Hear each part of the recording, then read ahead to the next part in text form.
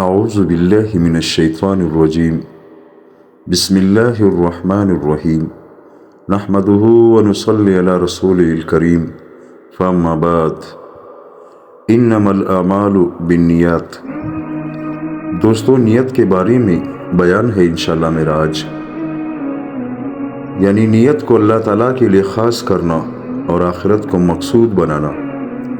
نیت کس طرح ہونا چاہیے انسان کا، اللہ تعالیٰ کے بارے میں، انسانوں کے بارے میں، اور نیت سے کیا مراد ہے، نیت کیا چیز ہے، کیا ہم نیت کو جانتے ہیں؟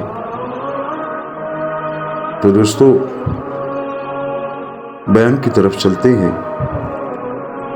حضرت ابن ابی مریم رحمۃ اللہ علیہ کہتے ہیں، حضرت عمر بن خطاب رضی اللہ عنہ حضرت معاذ بن جبل رضی اللہ عنہ کے پاس سے گزرے تو حضرت عمر نے فرمایا، وہ اعمال کون سے ہیں جن سے اس امت کے سارے کام ٹھیک رہتے ہیں؟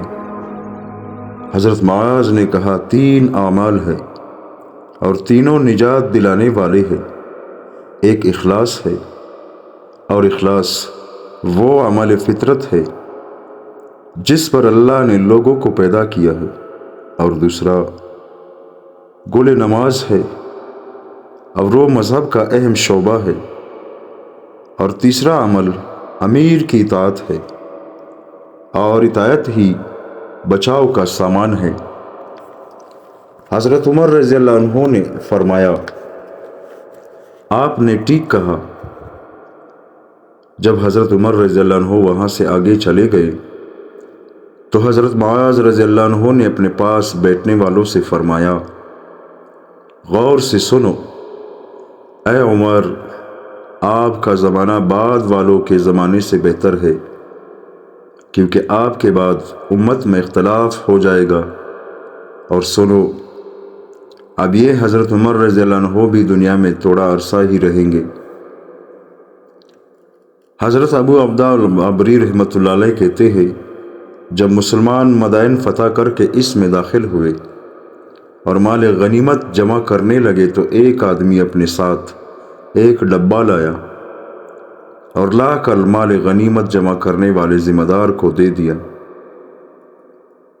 اس ذمہ دار کے ساتھیوں نے کہا، اس ڈبہ جیسا قیمتی سامان تو ہم نے کبھی نہیں دیکھا،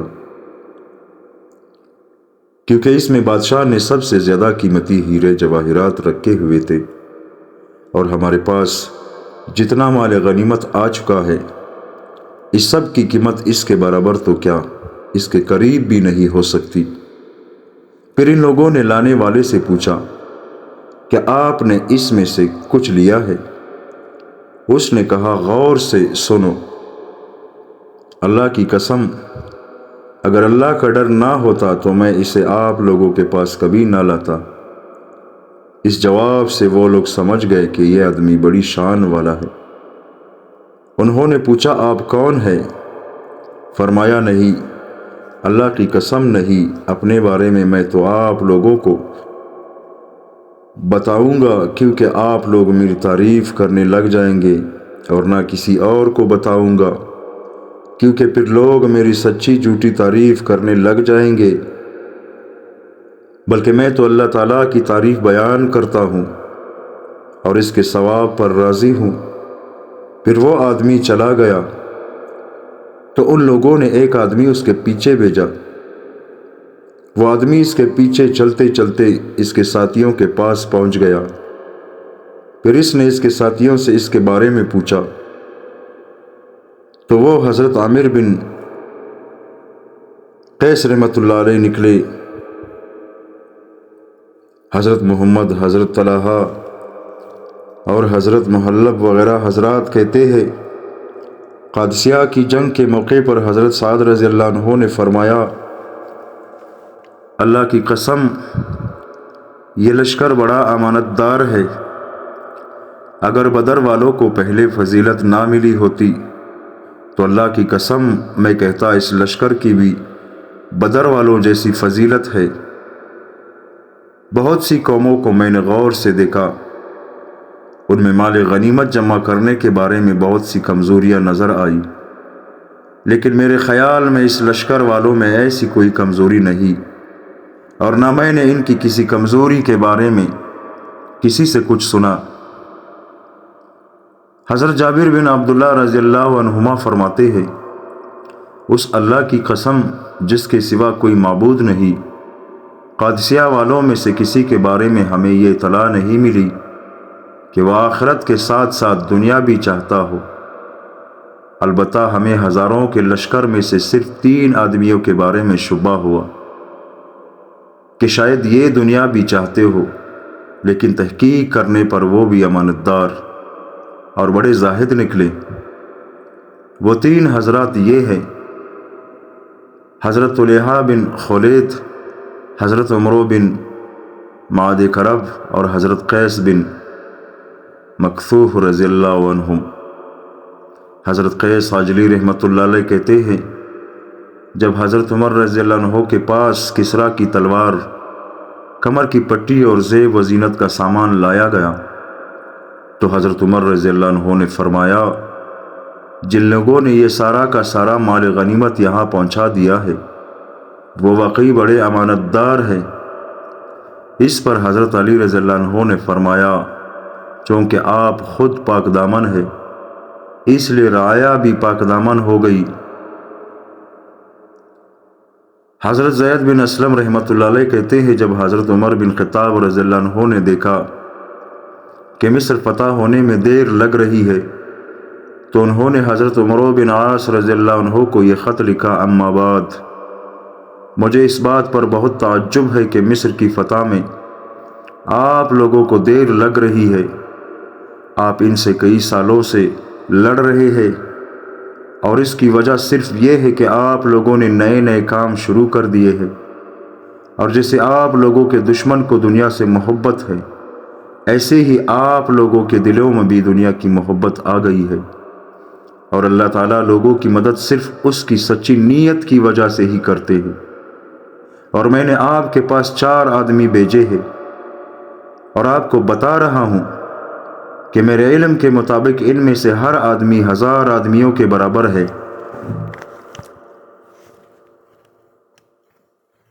ہاں، دنیا کی محبت جس نے دوسروں کو بدلا ہے وہ ان کے بھی دل بدل دے گی۔ تو اور بات ہے، جب میرا خط آپ کو ملے تو آپ لوگوں میں بیان کرے اور ان کو دشمن سے لڑنے کے لیے ابھارے اور ان کو صبر کی اور نیت خالص کرنے کی ترغیب دے، اور ان 4 کو سب لوگوں سے آگے رکھے اور لوگوں سے کہے کہ یہ وہ سب اکٹھے مل کر ایک دم دشمن پر حملہ کریں گے، اور یہ حملہ جمعے کے دن زوال کے وقت کرے، کیونکہ یہ ایسی گھڑی ہے جس میں رحمت نازل ہوتی ہے اور دعا قبول ہوتی ہے، اور سب اللہ کے سامنے خوب گڑ گڑائیں اور اس سے اپنے دشمن کے خلاف مدد مانگے۔ جب یہ خط حضرت عمرو کے پاس پہنچا تو حضرت عمرو نے لوگوں کو جمع کر کے یہ خط سنایا، پھر ان 4 آدمیوں کو بلا کر لوگوں کے آگے کیا اور پھر لوگوں سے کہا کہ وضو کر کے 2 رکعت نفل پڑھے اور پھر اللہ کی طرف متوجہ ہو کر اس سے مدد مانگے۔ چنانچہ ایسا کرنے سے اللہ نے ان کے لیے مصر فتح کر دیا۔ دوستو، اللہ تعالی ہم سب کو ان باتوں پر عمل کرنے کی توفیق عطا فرمائے۔ نیت کا خالص ہونا، نیت کا صاف ہونا، اللہ تعالی ہر کام میں، ہر خیر کے کام میں اللہ تعالی فتح نصیب کرتا ہے اگر انسان کا نیت صاف ہو اور نیت صرف اور صرف اللہ کی رضا ہو اور اللہ تعالیٰ کے لیے ہو، تو جو بھی مشکل ہوگا انشاءاللہ وہ اللہ تعالیٰ دور فرمائے گا۔ اگر نیت برا ہو، جس کسی کے بارے میں بھی نیت برا ہو تو وہ برائی سب سے پہلے اسی کے پاس آئے گی جس کا نیت برا ہو۔ تو دوستو، اللہ تعالیٰ ہم سب کو اپنا نیت صاف کرنے کی توفیق عطا فرمائے۔ جب نیت صاف ہوگا تو دل بھی صاف ہوگا، جب دل صاف ہوگا تو اللہ کو پسند ہوگا، اور جب اللہ کو پسند آئے گا، جو دل اللہ کو پسند آئے گا وہ دل، اس بدن پہ اللہ تعالیٰ جہنم کی آگ حرام فرماتا ہے، دوستو، دین سیکھو، دین۔ یہ دنیا کی زندگی ہے، ہم نے دنیا کے لیے کتنی محنت کی ہے، پوری زندگی اس دنیا کے پیچھے لگا دیا، لیکن کیا ملا؟ جب دنیا سے چلے جائیں گے تو اس دنیا کو کوئی اور اڑائے گا، اس پہ مزے کوئی اور کرے گا، حساب کتاب ہمارے ساتھ ہوگا۔ اگر ہم دین سیکھیں گے، دین پر چلیں گے تو ہماری زندگی میں کوئی مشکل آئے گی بھی نہیں، اگر آ بھی گئی تو اس میں اللہ ہم کو صبر اور طاقت دے گا۔ آج مسلمان اتنے جو کمزور ہے، کس وجہ سے؟ کیونکہ مسلمان صرف نام کے مسلمان رہ گئے، بس نماز، روزہ اور زکوٰۃ، حج، وہ بھی نام کے لیے، اس تک ہی ہماری مسلمانی محدود ہو گئی۔ بقایا نیت تو ہماری اتنی گندی نیت ہے کہ کسی کو دیکھتے ہی بس اس کے بارے میں ہم بولنا شروع کر دیتے ہیں کہ یہ فلانا ایسا ہے، یہ فلانا ایسا ہے، اس نے یہ کیا، اس نے وہ کیا۔